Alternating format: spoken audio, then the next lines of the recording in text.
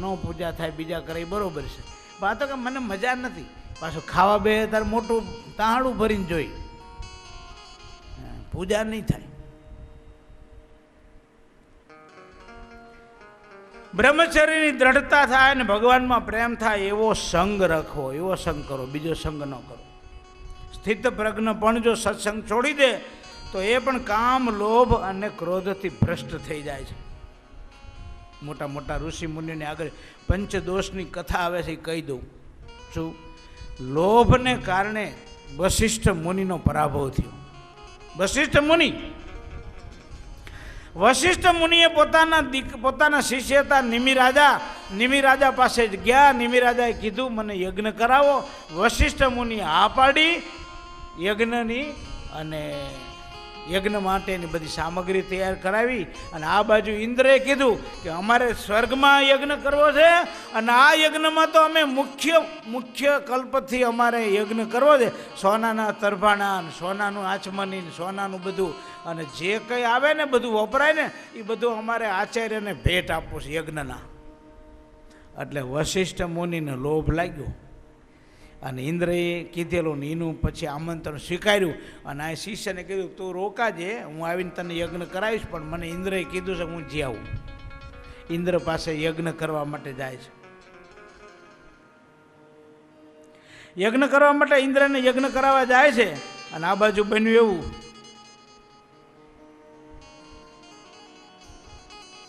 કે આ રાજાને મનમાં એમ થયું કે આ શરીરનો કોઈ ભરોસો નથી, ક્યારે આ શરીરનું શું થાય. માટે એને પીછે બીજા ભૂદેવ પાસે યજ્ઞ કરાવ્યો.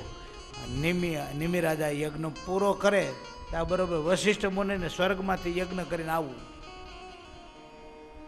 સ્વર્ગમાં યજ્ઞ કરીને આવે છે ત્યારે વશિષ્ઠ મુનિને નિમિ રાજા એમ કહે છે કે મુનિ મેં તો યજ્ઞ કરી નાખ્યો. અને એ વખતે નિમિ રાજાને વશિષ્ઠ મુનિ શાપ દે છે. દીધા લોભે સામા સાપ રે, તેણે દુઃખ પામ્યા દોય આપ રે. વશિષ્ઠ તે વશ્ય સુત થયા રે, નિમિ જનક જીવથી ગયા રે. હામાં સાપ થયા બેને. નિમિ રાજાએ સાપ દીધો, અમે વશિષ્ઠ મને કીધું કે તું આ તારું અત્યારે જ મૃત્યુ થઈ જાય. ત્યારે નિમિ રાજાએ સામે સાપ દીધો, ગુરુ તમે તારે કંઈ કમ નથી. શું? તમે લોભને કારણે અહીંયા લોભાણા છો, માટે તમારો નાશ થઈ જાય. બેય મર્યા. બોલો, લોભને કારણે દુનિયા મરે છે. શું? ઓલા સ્વામી દાખલો આપે છે, લોભને કારણે માણસ કેવું કરે. ઓલા કે આપણે રસોઈઓ રાખી છે ને, રસોઈઓ એના કરતાં રસોઈ ન રાખી તો ફાયદો જાજો. કેમ કે રસોઈ રાખી તો તમે ડબલ ખાઓ છો, રસોઈ ન રાખીને તો અડધી જ રસોઈ જોઈશે. બોલો. અને એક દી ઘરમાં અથાણું બનાવેલું, અથાણું બનાવેલું ને તો એક દાદા બાપા ઘરમાં કુટુંબ ચલાવે, તે અથાણું છોકરાઓ અથાણું ખાય ને 2 દી થયા એટલે એને જોયું ને પછી 2 દી પછી અથાણું ઓલી બાઈએ જોયું તો અભરાઈ ઉપર અથાણાની બારણી નમળે. બરણી એટલે આ કે ક્યાં ગઈ, એના પતિને કે અથાણાની બરણી ને કે એ તો એની વિધિ થઈ ગઈ. કે શું થઈ ગઈ? કે વાડામાં ખાડો કરીને દાટીએ હું. કે કેમ? એ અથાણું હોય છે, છોકરા ડબલ રોટલી ખાય છે, કે ડબલ ઝાપોટે છે. કે જો પોતાના છોકરા ન ખાતા લોકો દવા કરાવે, એને બદલે આ ખાતા હોય શરીર એનું સારું થતું હોય તેને બાપાને પોહાતું નથી. લ્યો બોલો, લોભ કેવો છે. લોભની તો ઘણી બધી વાતો છે, પણ બહુ કહેવી નથી, કારણ કે તમે બધા સાંભળો છો ને જાણેલી વાતો છે.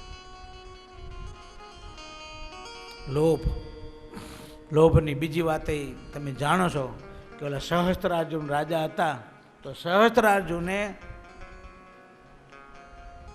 જંગલમાં ગયેલા અને જમદગ્નિ મુનિએ એનું સન્માન કર્યું. જમદગ્નિ મુનિ પાસે એવી ગાય હતી, એ ગાયને કારણે જમદગ્નિ મુનિ જે સંકલ્પ કરે પૂરા થતા.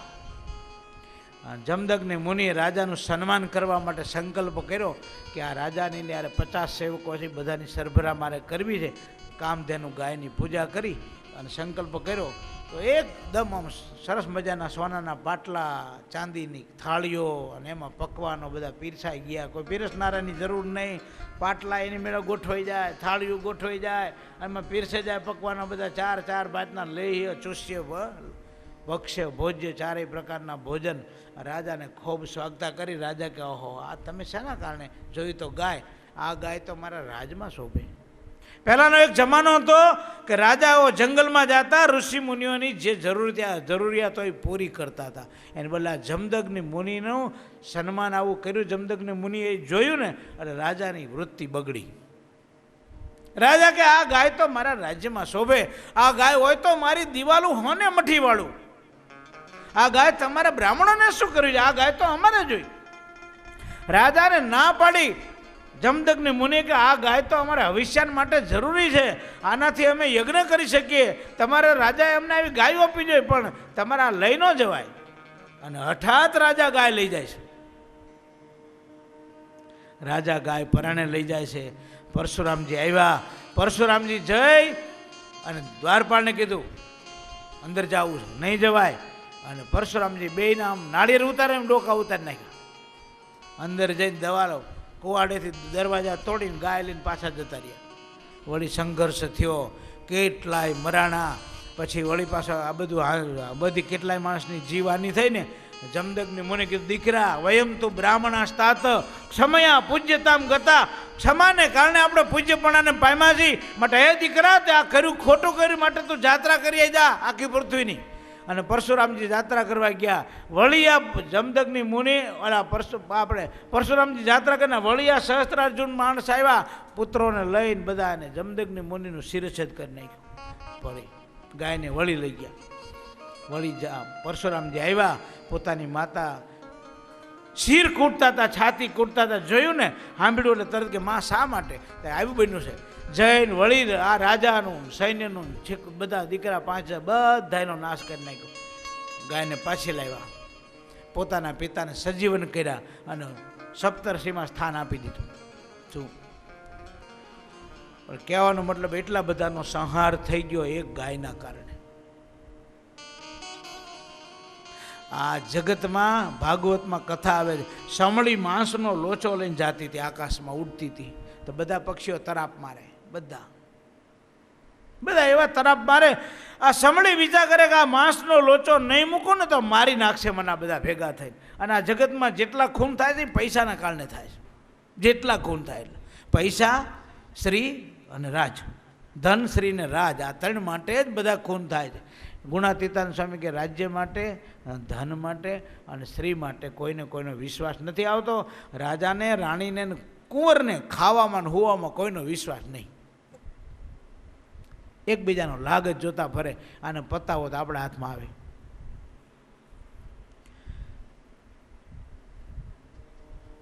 લોભ એવી વસ્તુ છે, લોભને કારણે માણસ પાપ કરે છે. લોભ પાપનો બાપ છે, પાપનું મૂળ છે. લોભની વાત કરી પછી કામની વાત કરે છે કે બ્રહ્માએ પોતાની પુત્રીનું રૂપ જોયું, એમાં મોહ પામ્યા.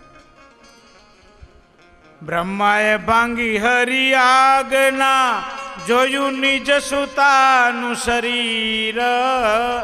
જોતા રતી મતી નવ રહી, વળી ગઈ હૈયેથી ધીર. જોતા વૃત્તિ ચલાયમાન થઈ.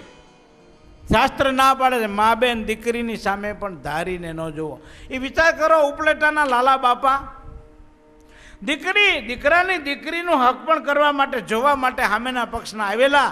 અને એ વખતે બાપા આંગણામાં ખાટલા નાખીને બધા બેઠેલા સામેના પક્ષવાળાને બાપા. અને એ વખતે દીકરીને કીધું, બેટા દીકરી તું બધા મહેમાનને શરબત પાવા માટે આવજે.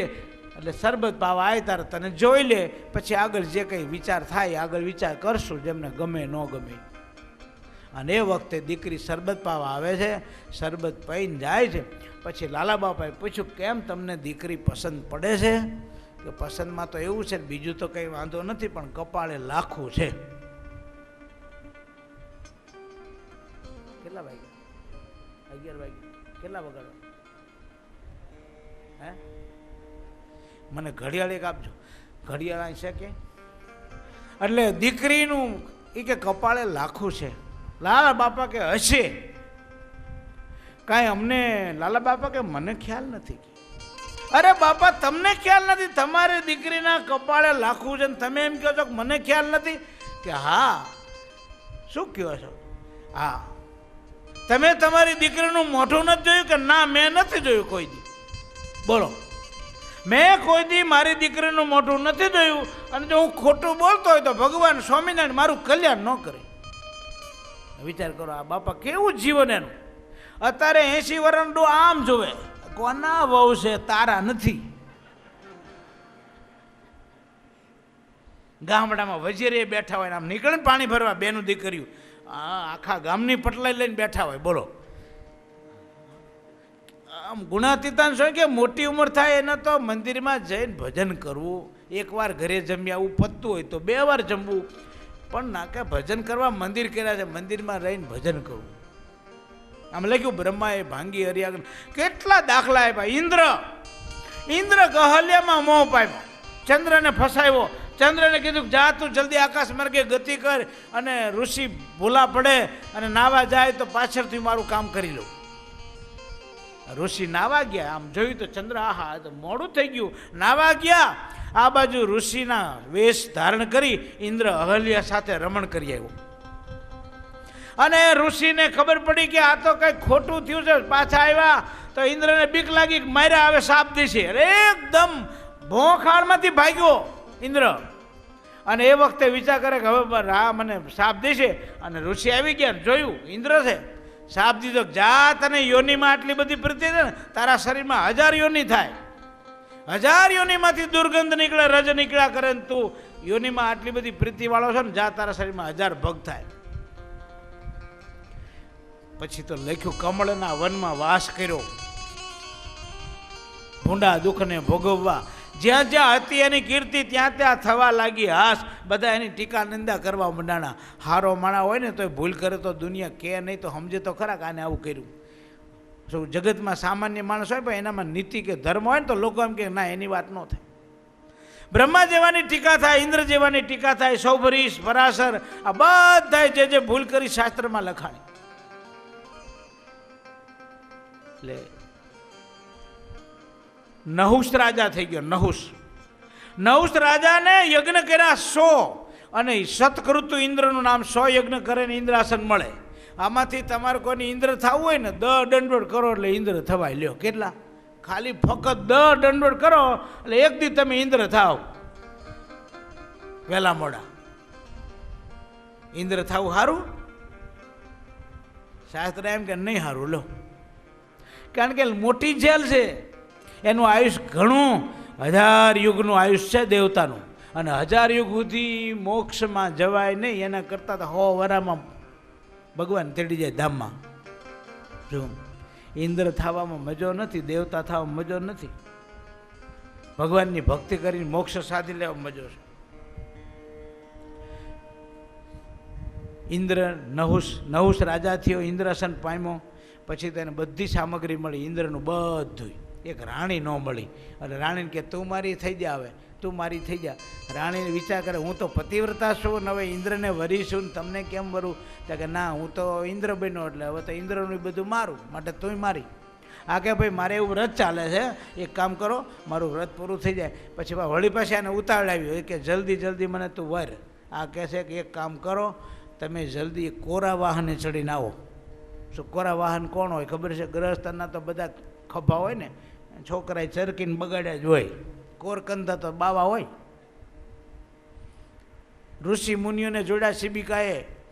જો પછી વાહન સારું વિલખા કર્યા, પણ કોરું વાહન નવ જડ્યું.